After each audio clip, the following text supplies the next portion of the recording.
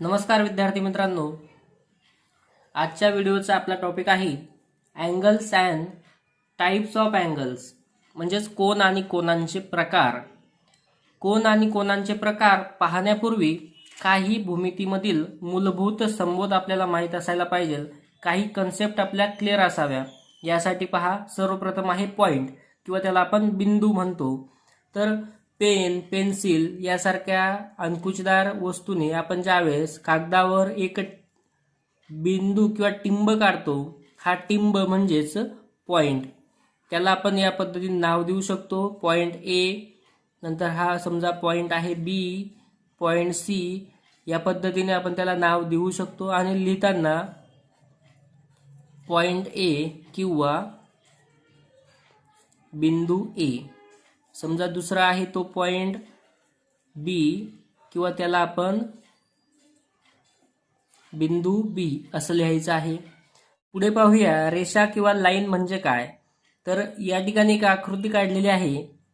या आकृतीवर मी point A आणि पॉइंट बी असं दर्शवलं आहे.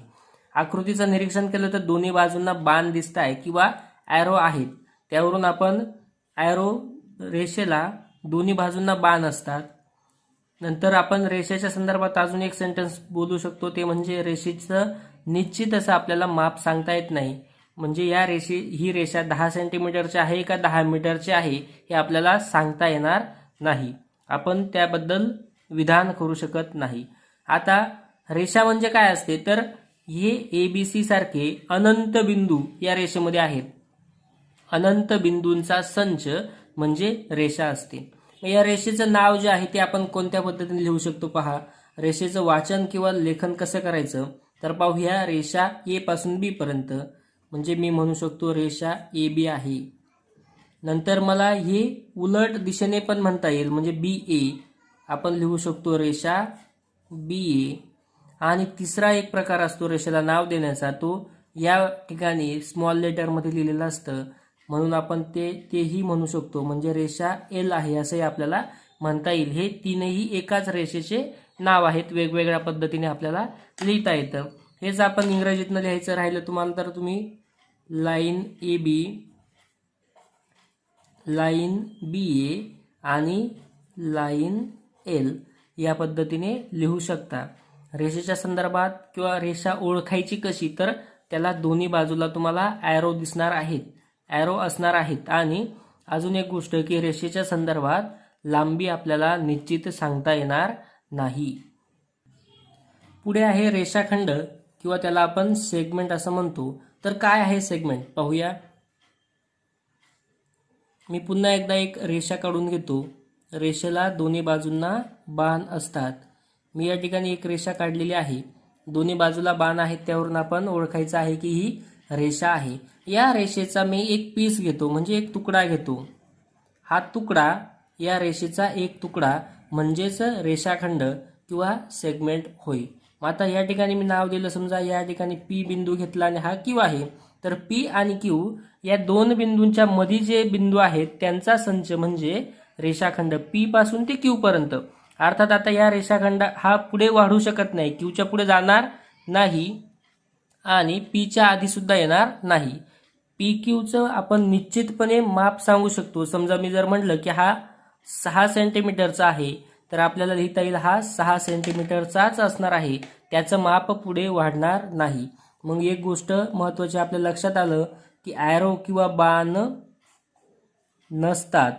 आणि दुसरी गोष्ट, याची आपण लेंथ किंवा त्याला आपण लांबी म्हणतो किंवा त्याचं माप जे आहे ते आपण सांगू शकतो. त्याचं माप निश्चित असतं. रेषाखंड पी क्यू पुन्हा आता पुढे वाढणार नाही. ही जी रेषा आहे हिला बाण आहे, याचा अर्थ ही पुढे वाढू शकते. ती इथपर्यंत येईल, नाही तर अजून पुढे जाईल, इथपर्यंत येईल. रेषा वाढू शकते, रेषाखंड वाढणार नाही. आता रेषाखंडाचं माप जर आपल्याला लिहायचं असेल, समजा पी क्यू आहे, तर आपण लिहू शकतो length P Q is equal to 6 centimetre किंवा रेषाखंड पी क्यूची लांबी 6 सेंटीमीटर आहे असं आपल्याला लिहिता येईल. रेषाखंड दर्शवण्यासाठी आपण समजा पी क्यू आहे, तर त्याला वाचू शकतो आपण रेषाखंड पी क्यू किंवा रेषाखंड क्यू पी. त्यालाच इंग्रजीत लिहायचं असलं तर आपण म्हणू शकतो सेगमेंट पी क्यू और सेगमेंट क्यू आर. इकडून वाचू शकता किंवा तिकडूनही वाचता येतं. या दोन्ही आकृत्यांच्या संदर्भात ती रेषा असो की रेषाखंड तुम्ही सरळ आणि उलट असं दोन्ही प्रकारे वाचू शकतात. सेगमेंट पी क्यू म्हटलं तरी चालेल किंवा सेगमेंट क्यू आर म्हटलं तरीही चालेल. आता त्यासाठी आपण अजून एक पद्धत लिहितो की पी क्यू हा जर सेगमेंट असेल तर त्याच्या डोक्यावर आपण फक्त एक जर असं रेषाखंडासारखं दाखवलं तर हा सेगमेंट पी क्यू आहे असा त्याचा अर्थ आहे. पुढची आकृती आहे किरण. तर काय असतो किरण पाहूया. किरण किंवा त्याला आपण रे म्हणतो. तर काय आहे, मी एक आकृती काढली. या आकृतीला फक्त एका बाजूला बाण आहे, एकाच बाजूला बाण. आता निरीक्षण केलं, रेषेला दोन्ही बाजूला बाण होती, किरणला फक्त एकाच बाजूला बाण आहे आणि रेषाखंडाला तर बाणच नाहीत, म्हणजे रेषाखंडाचं माप सांगता येतं. आता याला एकाच बाजूला बाण आहे म्हणजे त्याचं माप निश्चित सांगता येणार नाही, हे पुढे कंटिन्यू वाढत राहणार आहे. मग पाहूया, एल आणि या ठिकाणी एम पॉईंट घेतला तर आपण कसं वाचू शकतो याला, किरण एल एम किंवा रे एल एम. आता आपण ज्या पद्धतीने रेषा आणि रेषाखंडाला उलट आणि सुलट दोन्ही प्रकारे वाचलं तसं मात्र इथे वाचता येणार नाही. तर एल एम म्हटलं बिंदूकडून टोकाकडे किंवा हा पॉईंट आहे पॉईंटकडून ॲरोकडे, या पद्धतीनेच त्याचं नाव लिहिलं जातं. म्हणजे एल एम आहे, किरण एल एम, एम एल असं म्हणता येणार नाही. किरण मी लिहितो, किरण एम एल हे काय आहे, चुकीचं आहे. आपण बिंदूकडून टोकाकडे ह्याच पद्धतीने वाचायचंय. मी असा एक किरण काढतो. समजा हा ए आहे आणि हा बी आहे. आपल्याला बऱ्याच वेळा सवय असते ए बी लिहिण्याची, ए बी, परंतु सुरुवात कुठून झालेली आहे, बिंदूपासून, आणि त्याचा शेवट होणार आहे ए कडे. म्हणजेच शेवट अर्थात होतच नाही त्याचा, ते वाढतच जाणार आहे. परंतु वाचायला आपण सुरुवात करायची आहे बिंदूकडून टोकाकडे. बिंदू आहे पहिला बी आणि त्या बिंदूकडून टोकाकडे गेलो तर ए, म्हणून किरण बी ए किंवा रे बी ए, या पद्धतीने आपल्याला वाचायचं आहे. पुढचा भाग आहे कोन किंवा त्याला आपण अँगल असं म्हणतो. आता अँगल काय आहे तर पाहूया. मी या ठिकाणी एक रे किंवा किरण काढून घेतला. पुन्हा हा समजा बी बिंदू आहे आणि बी सी हा एक रे किंवा बी सी आपण किरण या ठिकाणी काढून घेतलेला आहे. पुन्हा या बी बिंदूतूनच मी अजून एक रे काढून घेतला किंवा किरण काढून घेतला. त्याला नाव दिलं मी समजा बी ए. आता जर आपण निरीक्षण केलं तर या एकाच पॉईंटमधून, बी या पॉईंटमधून मी दोन रे काढलेले आहेत, बी सी आणि बी ए. ज्यावेळेस असे दोन रे एकाच पॉईंटमधून जातील त्या आकृतीला आपण म्हणायचं आहे अँगल किंवा कोन. दोन किरणांचा एकत्रितपणे संयोग होणे किंवा एकत्र येणे म्हणजेच कोन आहे, आणि त्याचा एक जो स्टार्ट पॉईंट असणार आहे किंवा तो आरंभ बिंदू आहे तो दोघं किरणांचा एकच असायला पाहिजे, तर आपण त्या आकृतीला कोन असं म्हणणार आहोत. अजून आपण एखादं उदाहरण घेऊया. समजा हा एक किरण आहे काढलेला मी, किरण समजा या ठिकाणी मी काय नाव म्हणता येईल आपल्याला याचं, पी क्यू नाही, आपण बिंदूकडून टोकाकडे वाचतो म्हणून हा किरण आहे क्यू पी. या ठिकाणी एक किरण काढला क्यू पी आणि पुन्हा या क्यू बिंदूतूनच मी एक अजून दुसरा किरण काढून घेतो, त्याचं नाव आहे क्यू आर. क्यू पासून आर पर्यंत बिंदूकडून टोकाकडे याच पद्धतीने आपण किरण किंवा रेला वाचायचं आहे. क्यू आर असं म्हणणार आहोत, रे क्यू आर आणि रे क्यू पी. या ठिकाणी दोन किरण या क्यू पॉईंटमधूनच बाहेर निघालेले आहेत. त्यांचा स्टार्ट पॉईंट किंवा आरंभ बिंदू जो आहे तो सेम आहे किंवा एकच आहे. तर ह्या कंडिशनमध्ये हा जो आहे पी क्यू आर हा एक अँगल आहे किंवा ही आकृती जी आहे ही कोनाची आकृती आहे. मग कोनामध्ये काय असतात तर दोन त्याच्या भुजा असतात किंवा त्याला दोन बाजू असतात.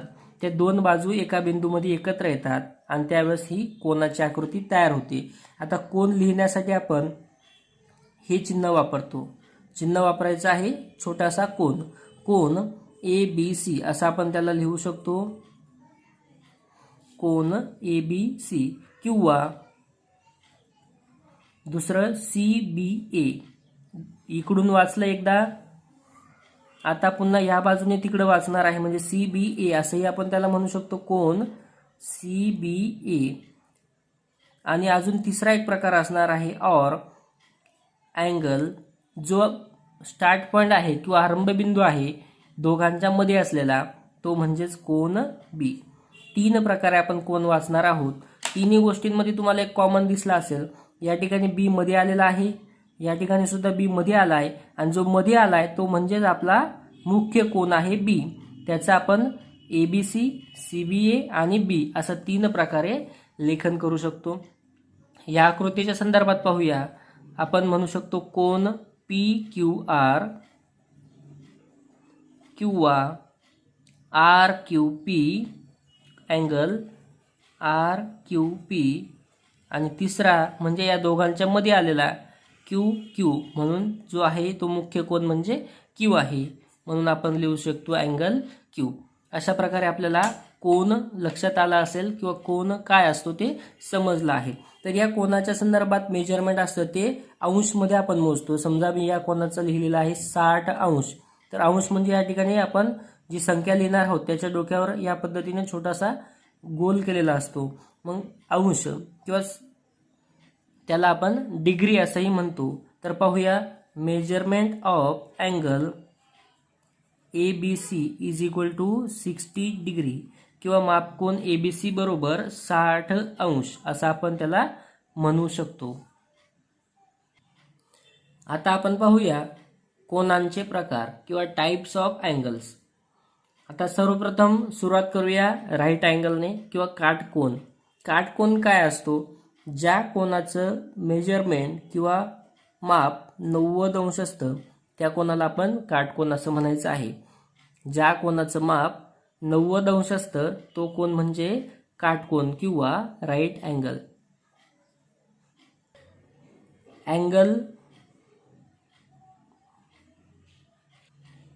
An angle of measure 90 degree is called a right angle.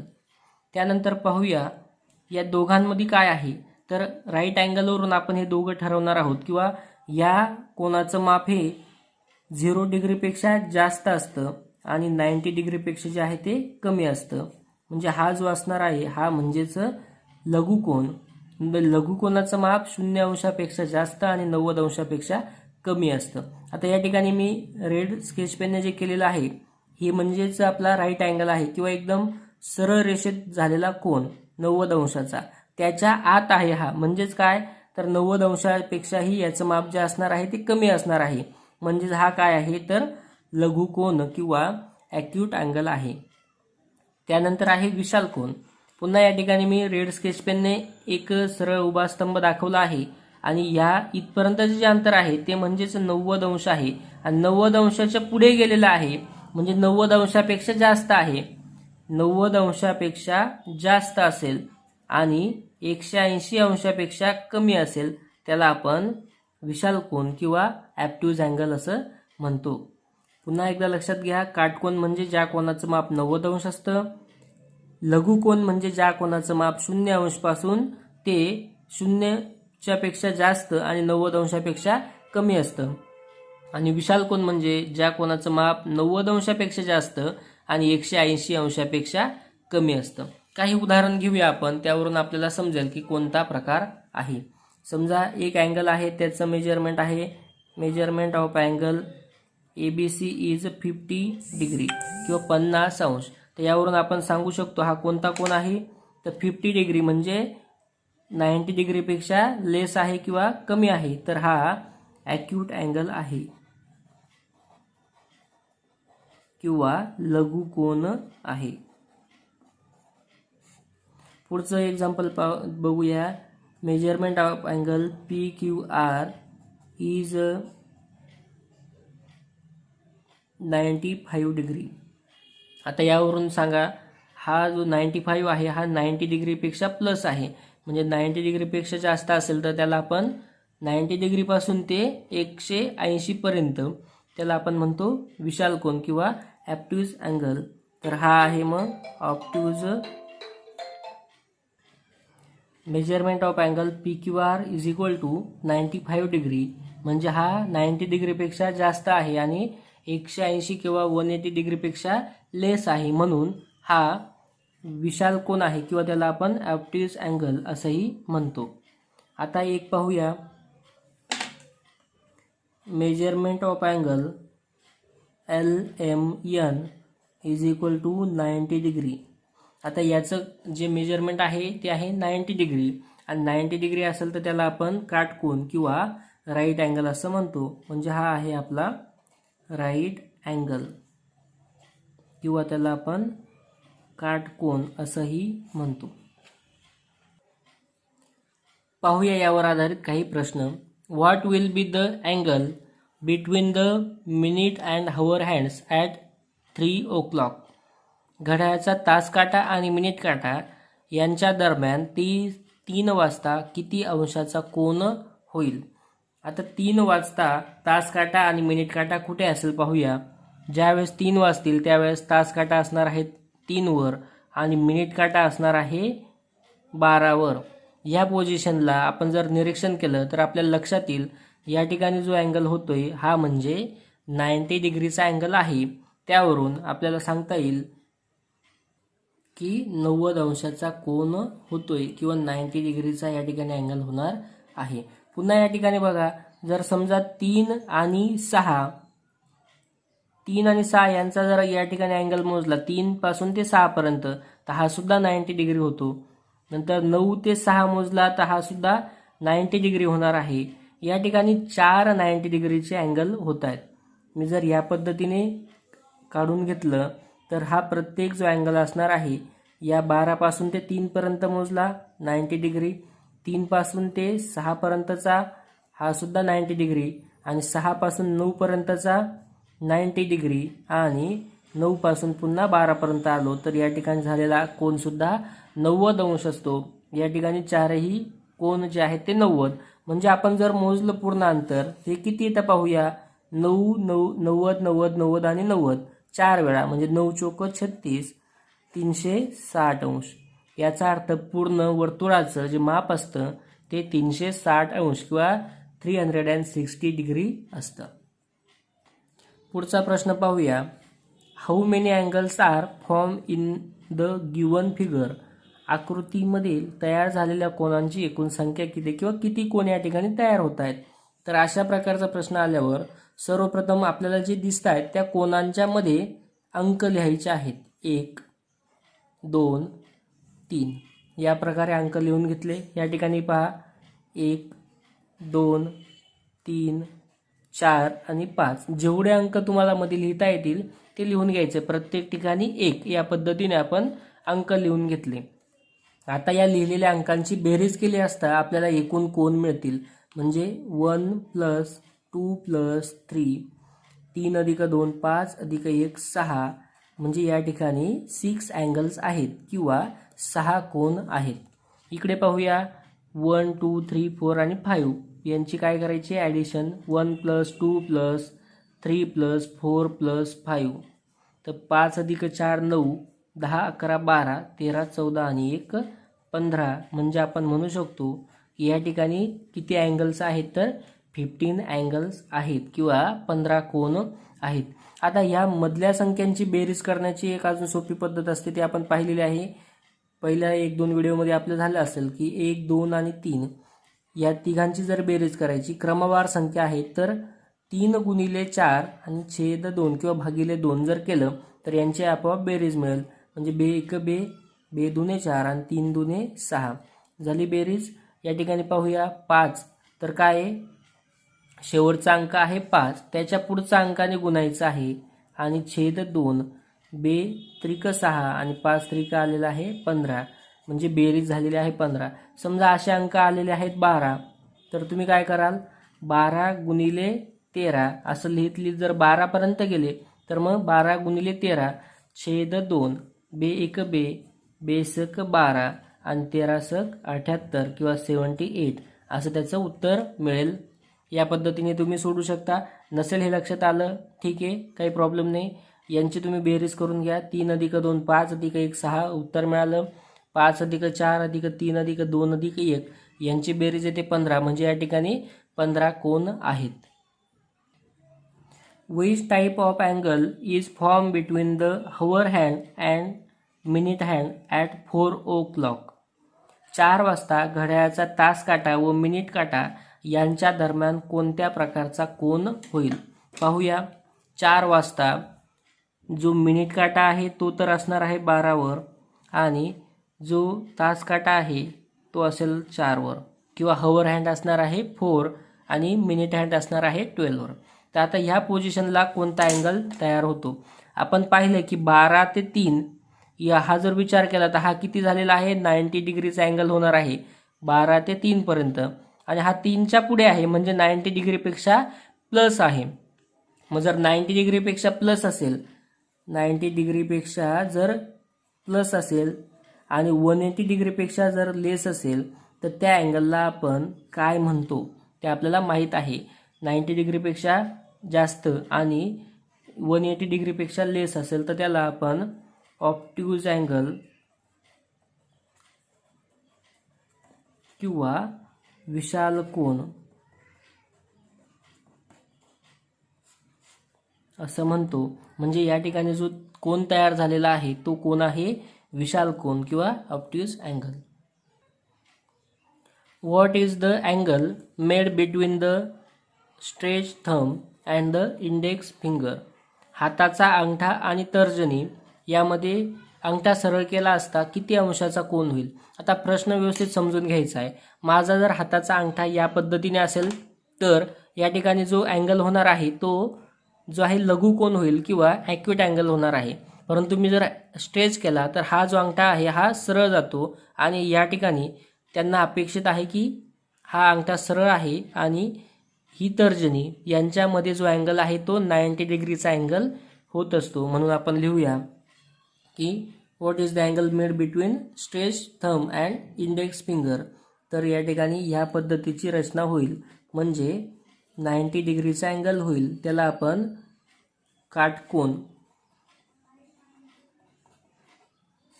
किंवा राईट अँगल असा ऑप्शन आपण लिहायचा आहे पर्यायातून. पुढचा प्रश्न पाहूया. Which type of angle is form between the hands of a clock at 3 hours 45 minutes? 3 वाजून 45 मिनिटे यावेळेस घड्याळाचा तास काटा आणि मिनिट काटा यामध्ये किती अंशाचा कोन होईल? तर आता पाहूया. 45 मिनिट म्हणजेच तो काटा या पद्धतीने जर आपण पाहिलं तर इथपर्यंत 15 मिनिट होतात. या ठिकाणी जर आला तर 30 मिनिट आणि 45 मिनिट या ठिकाणी होतील. म्हणजे हा जो आहे तुमचा मिनिट काटा आहे. त्यानंतर एक लक्षात घ्यायचं आहे 3 वाजून म्हणजे 3च्या पुढे गेलेला आहे वेळ याचा अर्थ, आणि 4ला फक्त 15 मिनिट कमी आहेत म्हणजे 4च्या आसपास तो काटा असणार आहे. तास काटा 4पेक्षा मागे परंतु 3पेक्षा पुढे अशा पद्धतीने तो असेल. तर आता विचार करायचा आहे. आपण पुन्हा एकदा पाहूया. 9 पासून ते आपण जर 6 पर्यंतचा विचार केला तर हा तुमचा होणार आहे राईट अँगल किंवा काटकोन. आता हा 90 अंशापेक्षा पुढे जातोय म्हणजेच हा काय असणार आहे? विशाल कोन. म्हणून आपल्याला पर्यायापैकी विशाल कोन हे उत्तर या ठिकाणी लिहावं लागेल.